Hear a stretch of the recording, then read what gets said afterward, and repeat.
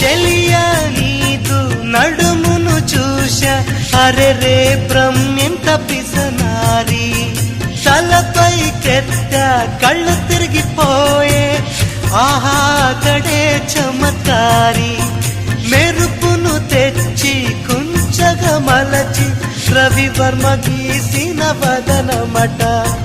నూరడుగుల శిల 6 అడుగులుగా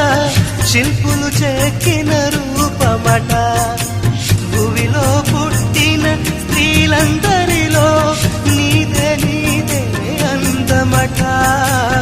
అంతటి అందం అంతా ఒకటై నన్నే చంపుట ఘోరమట ప్రియా ప్రియా చంపోతే నవ్వి